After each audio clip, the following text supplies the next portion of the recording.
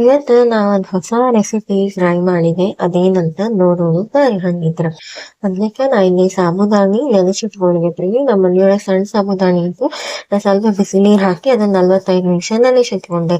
ನಿಮ್ ಮನೆಯೊಳಗೆ ದೊಡ್ಡ ಸಾಬುದಾನಿ ಇತ್ತು ಅಂದ್ರ ನೀವ್ ಅದನ್ನ 5 ರಿಂದ 6 ತಾಸ ಮುಂಚೆನ ನೆನೆಸಿಟ್ಕೊಳ್ಬೇಕಾಗ್ತದ.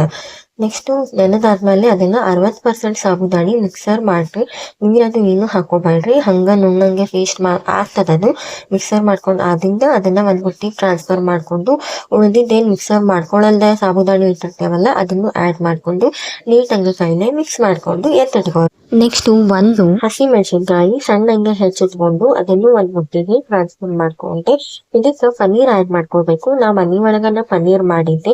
ನಿಮಗೆ ಏನಾದ್ರೆ ಪನ್ನೀರ್ ಹೆಂಗ್ ಮಾಡೋದು ಮನಿ ಒಳಗಂತ ರೆಸಿಪಿ ಬೇಕಾಗಿದ್ರೆ ನನ್ನ ಚಾನಲ್ ಒಳಗ ಅಪ್ಲೋಡ್ ಮಾಡಿದ್ದೆ, ಚೆಕ್ ಮಾಡ್ರಿ. ನೆಕ್ಸ್ಟ್ ಇದಕ್ಕೆ ಅರ್ಧ ಚಮಚ ಜೀರಿಗೆ, ರುಚಿಗೆ ತಕ್ಕಷ್ಟು ಉಪ್ಪು ಹಾಕೊಂಡೆ. ನೆಕ್ಸ್ಟ್ ಸಣ್ಣ ಹೆರೋ ಮಣಿಲೆ ನಾ ಇಲ್ಲಿ ಕ್ಯಾಬೇಜ್ ತುರ್ಕೊಂಡು ಅದನ್ನು ವಾಶ್ ಮಾಡ್ಕೊಂಡು ಆಡ್ ಮಾಡ್ಕೊಂಡೆ. ಇದಕ್ಕೆ ಅರ್ಧ ಚಮಚ ಖಾರ ಪುಡಿ ಆಡ್ ಮಾಡ್ಕೊಂಡು ಚೆನ್ನಾಗಿ ಎಲ್ಲ ಮಿಕ್ಸ್ ಮಾಡ್ಕೊಂಡು ಸೈಡ್ ಎತ್ತಿಟ್ಕೊಳ್ಳಿ. ನೆಕ್ಸ್ಟ್ ಇನ್ ಸಾಬುದಾನಿ ಬಾಲ್ಸ್ ಮಾಡೋಣ ಅಂತ. ಅದಕ್ಕೆ ಕೈಗೆ ಒಂಚೂರು ಮೊದ್ಲಿಕ್ಕೆ ಎಣ್ಣೆ ಹಚ್ಕೊಂಡು ಬಾಲ್ ನಿಮ್ಗೆ ಯಾವ ಸೈಜ್ ಬೇಕು ಆ ಸೈಜ್ ತಗೊಂಡು ಕೈ ಮೇಲೆ ತಟ್ಕೊಂಡು ನೀವು ಆಲೂ ಪರೋಟ ಅದು ಹೆಂಗ್ ಸ್ಟಫಿಂಗ್ ಮಾಡ್ತೀರಲ್ಲ ಹಂಗ ಪನ್ನೀರದ್ದು ಸ್ಟಫಿಂಗ್ ಆಡ್ ಮಾಡ್ಕೊಂಡು ಬಾಲ್ಸ್ ಅನ್ನ ರೆಡಿ ಮಾಡಿ ಇಟ್ಕೋರಿ.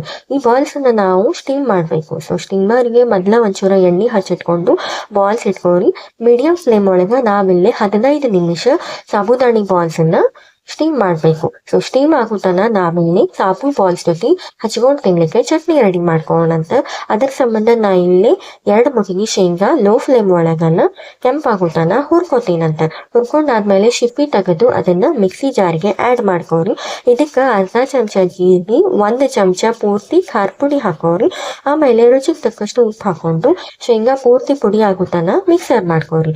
ಇದಕ್ಕೆ ನೆಕ್ಸ್ಟ್ 1 ಚಮಚ ಮೊಸರು ಹಾಕೋರಿ. ಮೊಸರು ಆಡ್ ಮಾಡ್ಕೊಂಡು ಅದಕ್ಕೆ ಅರ್ಧ ವಾಟಗ ನೀರ್ ಹಾಕೋರಿ.